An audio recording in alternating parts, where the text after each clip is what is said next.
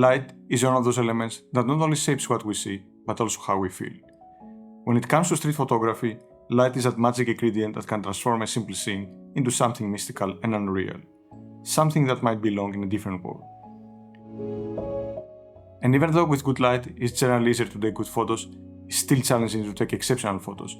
I'm talking about these photos that make you pause and wonder, how did they do that? How did they manage to create such a dramatic frame or capture those deep blacks? And that's exactly what I want to talk about today.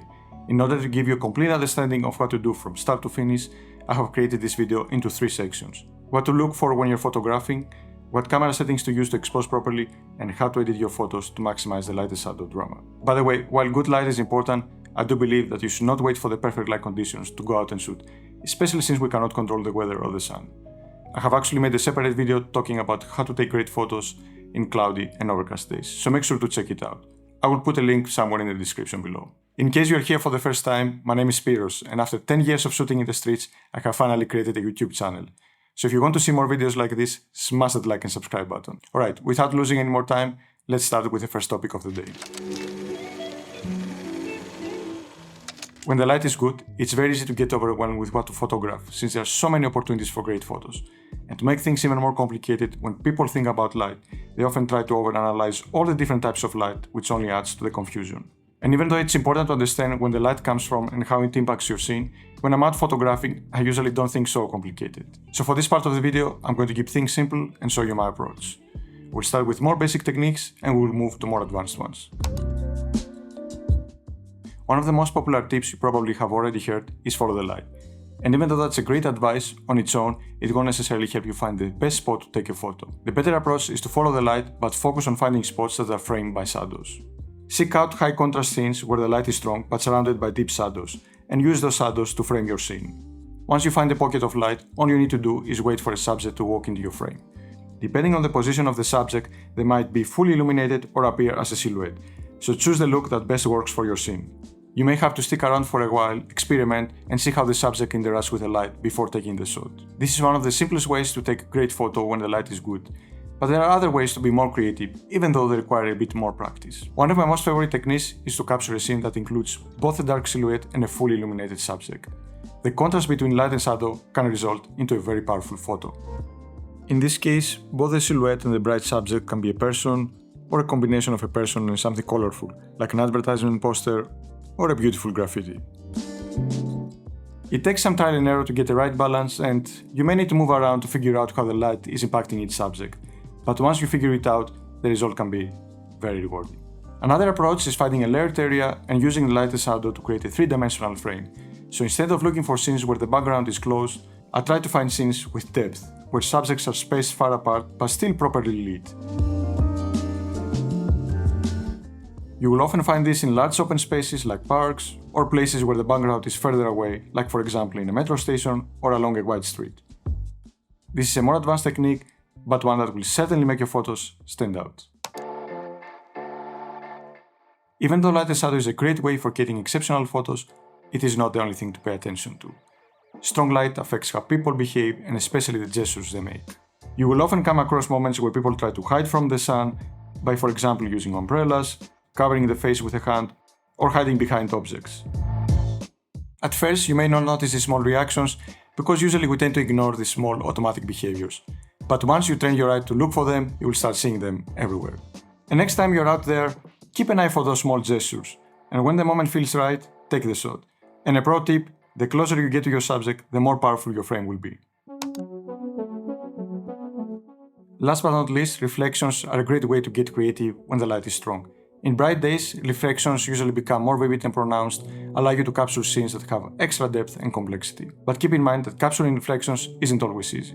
A good way to approach it is to look for reflective surfaces like windows, glass, or metallic surfaces and find angles where the reflection and the real scene come together in one frame. The trick is to move around and watch how the light changes the reflection. A small shift in your position can reveal something completely unexpected, and that's where the magic happens. Capturing truly exceptional photos in good light can definitely be a challenge, but it's also one of the most rewarding parts of street photography. Personally, there is nothing I enjoy more than grabbing my camera and heading out on a sunny day. No matter how good the light is, how you capture it is what makes all the difference. You may have the best light conditions in the world, but if your exposure is off, you will never manage to capture something that truly stands out. So first, let's have a look at some camera settings you can use and then move to the most important topic for today, which is exposure.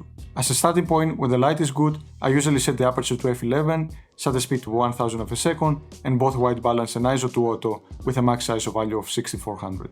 This combo gives you enough depth of field, freezes action, and also allows the camera to adjust some of the settings so you don't have to mess with them a lot. With this setup, you basically only have to adjust the exposure compensation while you shoot, which also brings us to the most important topic for today, exposure. The most important thing when photographing in bright light is exposing for the highlights. This basically means paying closer attention to the brightest part of your frame and make sure they're toned down and not blown out. In practice, in order to achieve those dramatic shadows and blacks, it basically means that they're exposing your entire photo. I used to believe that only Leica cameras could produce those deep blacks, but that's simply not the case. You can achieve the same look with any camera as long as you control your exposure correctly. One of the easiest ways to do that is by using the metering mode called highlight metering and setting your exposure close to zero.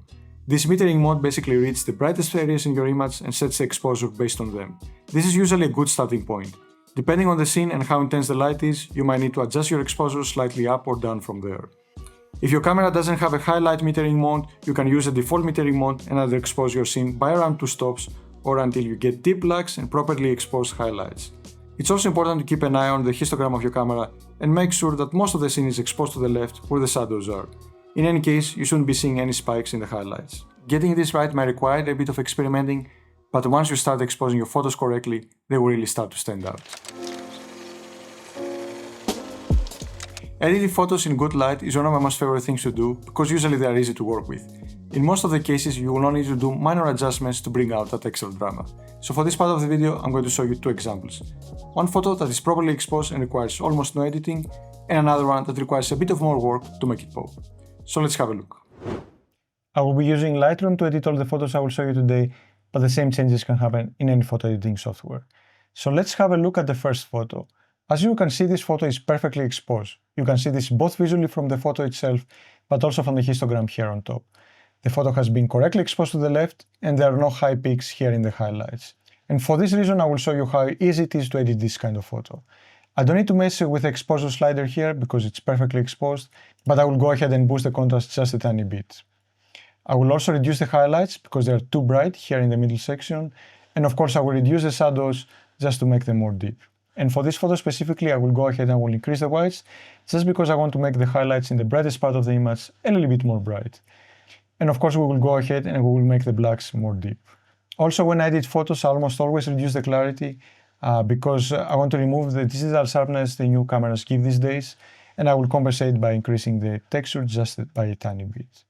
And this is the before and after. We're almost done, and to be honest, I don't think we need to do any fancy S-curves here. But for the sake of completeness, let's just make a slight S-curve. We really don't need to overdo it here. Just a tiny bit like so. Before and after, before and after. And the only thing that is missing from this photo is color. It was very bright and sunny when I took it, so I want to make it more warm. And I will do that by using the color grading sliders. Usually when I make a photo more warm, I don't like to do that by using the highlight slider, just because it messes with the whites. So instead I will be using the midtones and the shadows. And for the midtones, I will just be adding a tiny bit of orange. We don't need to overdo it here, like so. And then for the shadows, just a tiny bit of yellow, just to make the shadows a little bit more warm. But again, not a lot. And this is before and after, before and after. And that's it, we are pretty much done. This literally took only a few seconds, which also shows how important it is to get your exposure right in camera when you're shooting. Because the better you capture a photo, the less time you spend in editing later. Okay, so now let's have a look at the second photo that is more challenging to edit because it was not exposed correctly.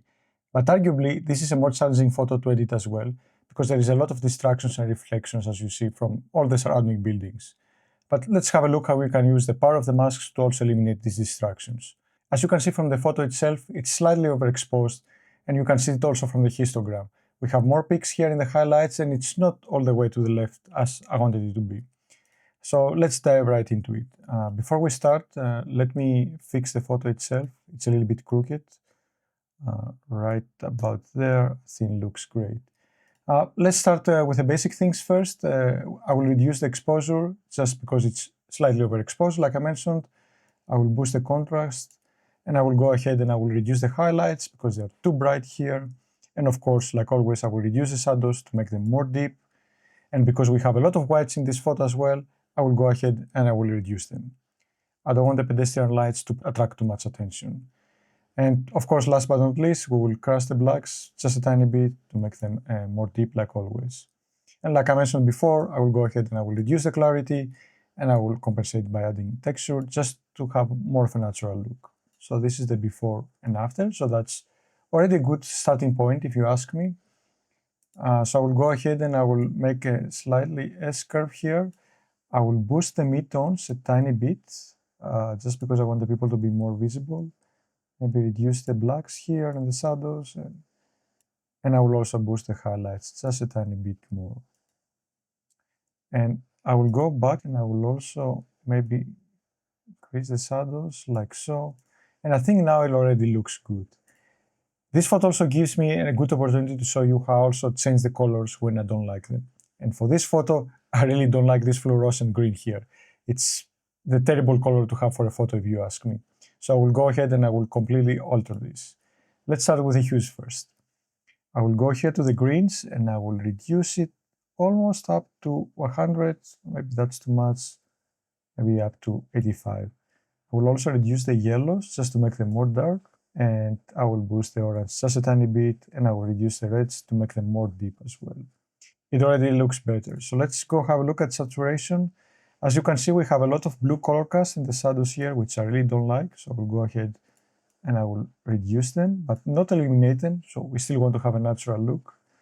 And in terms of yellows, I will boost them a tiny bit, and I will do the same for the oranges and the reds. All right, in terms of luminance, let's have a look at the greens and also reduce them. And it already looks much better. So let's see at the before and the after.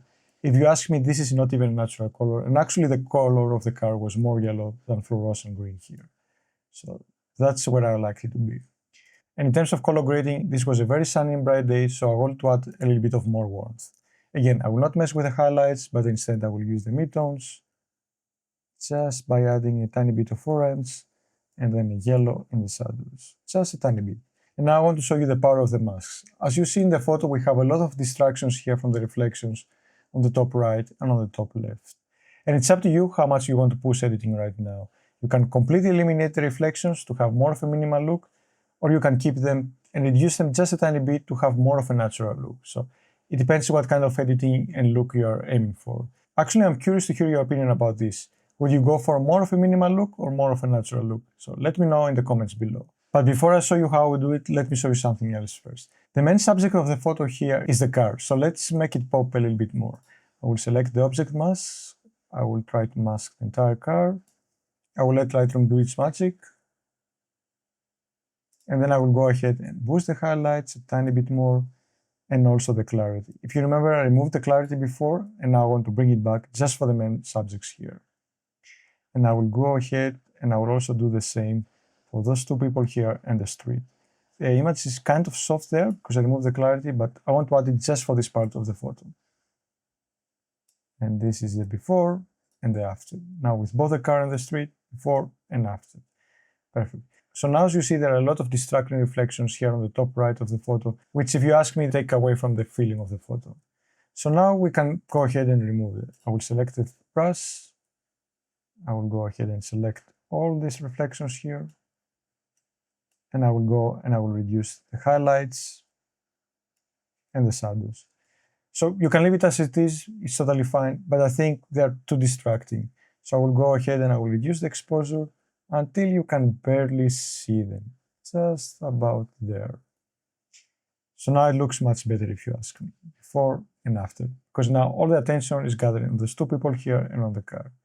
We also have a big reflection on this tall building here on the left, and we can also reduce it, but because I like to balance between a minimal and natural look, I don't want to eliminate them completely. So for this reason, I will just reduce them a tiny bit, like so. And looks much better already. This is without the mask, and this is with the mask. And if you want to add the final touch, let's go ahead and make this driver here a little bit more visible. So I will go ahead and I will make it more visible by increasing the exposure and the shadows a bit. And this is the before and the after.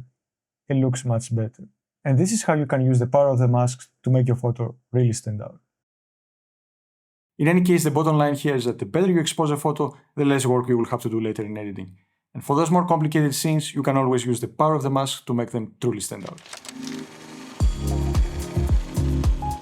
Alright, let's put everything together so you know what to do next time you go out to shoot in a bright light. When you're out shooting, follow the light, but look out for scenes that are framed by deep shadows. Use this frame as a starting point and add illuminated subjects, dark silhouettes, or both for a more powerful photo. Capture interesting gestures or actions like people hiding from the sun. Experiment with reflections to add complexity and depth to your photos. In terms of camera settings, underexpose your frame in order to preserve the highlights and create those deep blacks. Use highlight metering if available, or else use the default metering mode and underexpose by around 2 stops. And make sure the histogram is exposed to the left. You can use the camera settings I shared earlier as a starting point. When editing, if the photo has been properly exposed, then you will only need to do minor adjustments around the highlights and blacks. If not, then you will need to work a bit more and use the masks to make the frame pop. By following these simple steps and with a little bit of trial and error, I'm more than confident that you will be able to capture some very unique and powerful photos. By the way, if you like what you saw today, smash that like and subscribe button and let me know what else you would like to see from this channel. And that's all for today, folks. Happy shooting and see you again next time.